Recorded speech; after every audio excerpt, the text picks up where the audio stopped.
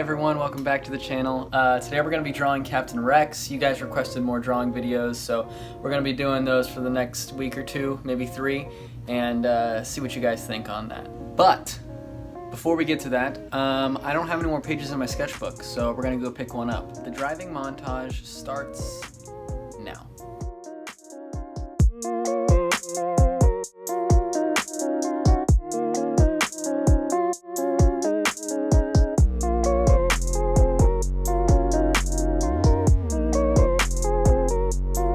Of course, it wouldn't be a little travel montage without Wes stopping at GameStop.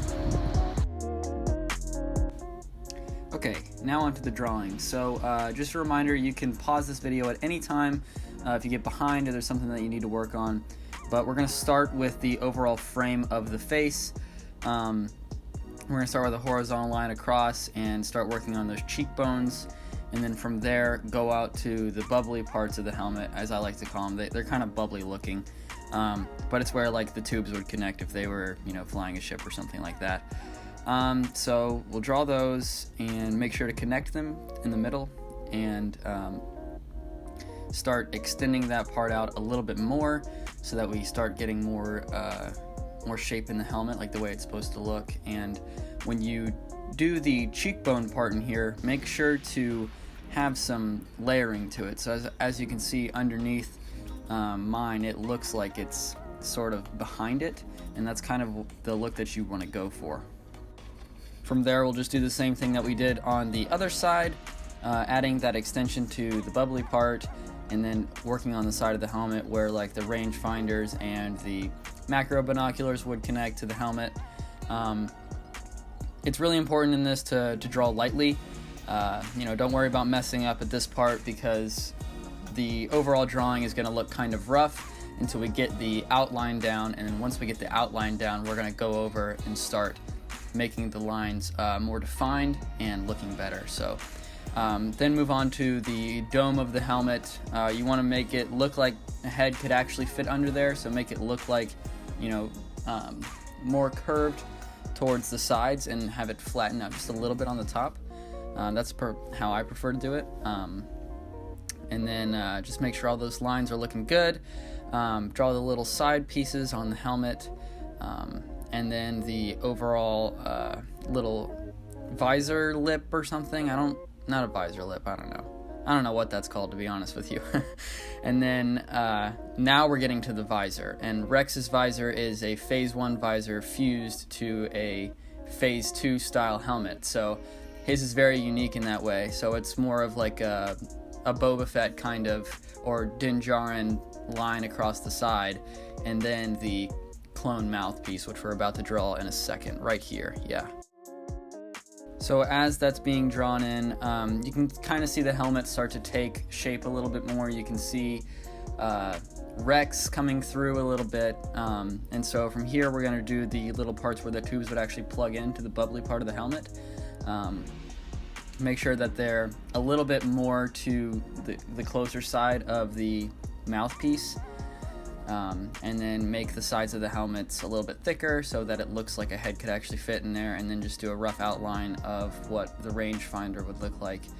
Don't worry about it looking too good right now because, like I said before, we're going to go over and erase some of those really messy lines and try to make them look more clear, more sharp.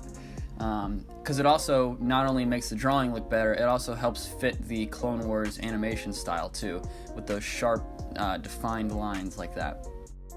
The next part that we're going to be working on is the shoulder pauldron. So this is like the armor that Rex wears around his neck, and the piece that goes longer on the shoulder, or on the right shoulder, and shorter on the other one. So you're going to want to make sure to extend that line to the right side longer, and then do the pouches. Just start off with a basic square rectangle and go from there.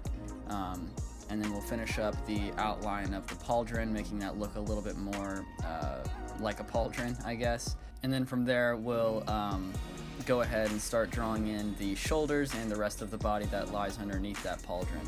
Layering is super important in this, guys. Listen to me here. You have to layer armor correctly, or it won't look like it's actually over a body. So you want to make sure that you think about that as you're drawing. And you know, if you mess up, it's no big deal. You can erase it and start over. But layering is very important for armored characters, and in order to get that right, you have to work on your angles and your line placement.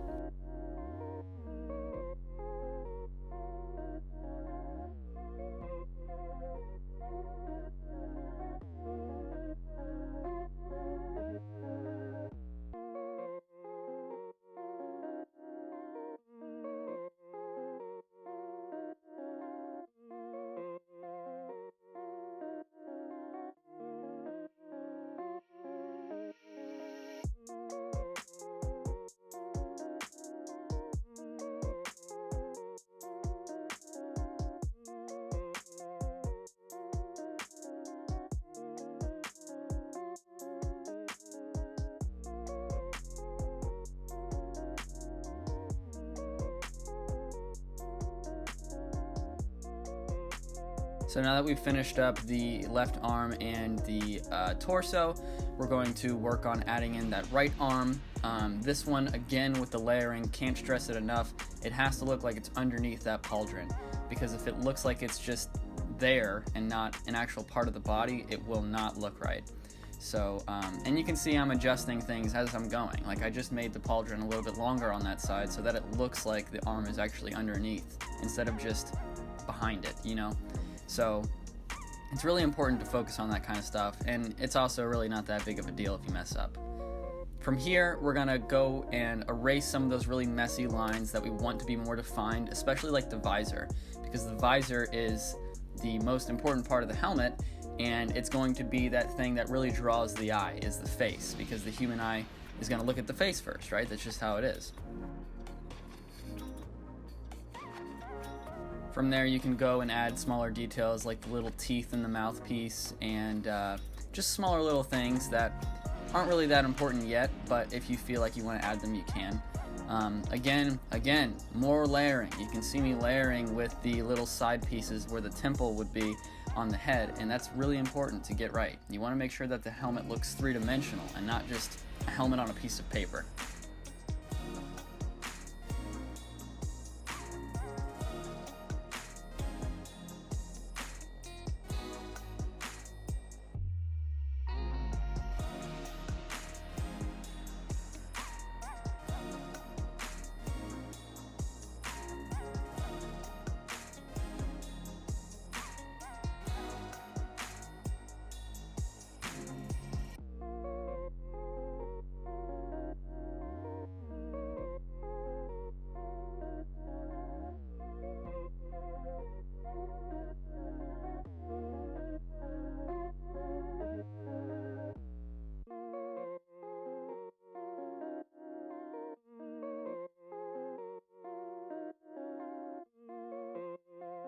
One thing I never noticed about Rex's rangefinder was how thick that boy is. It is a thick boy.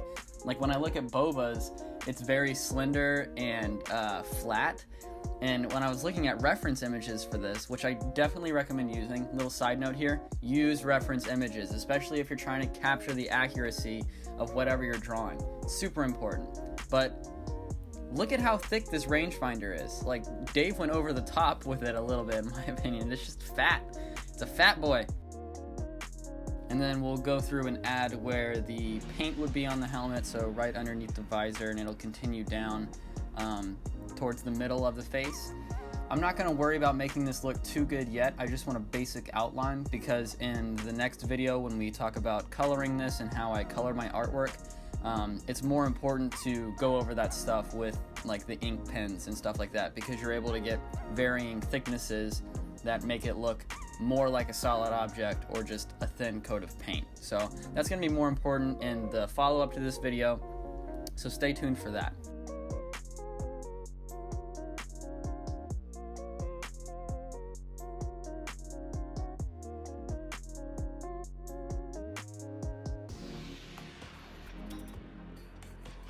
So on this part I wanted to talk about how I drew these pauldrons.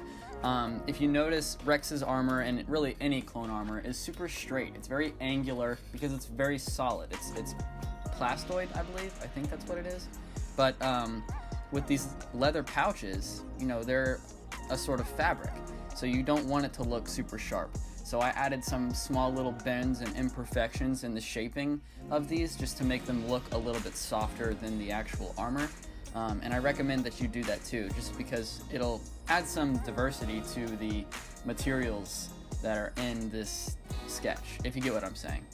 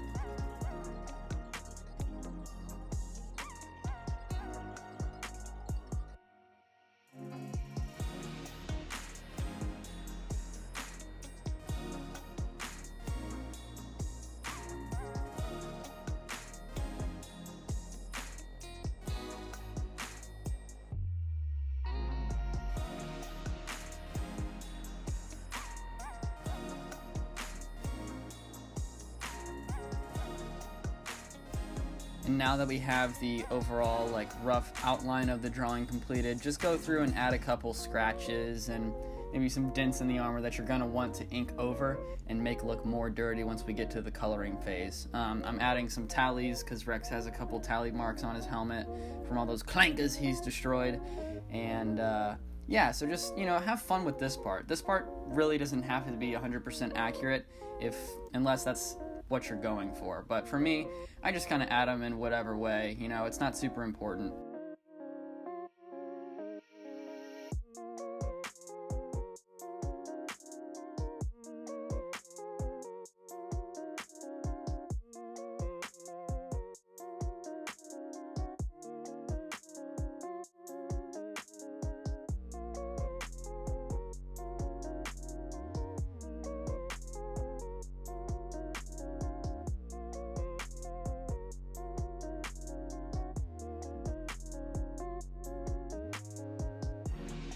So the sketch part of this is complete. We'll pick it up in the next video on coloring and outlining.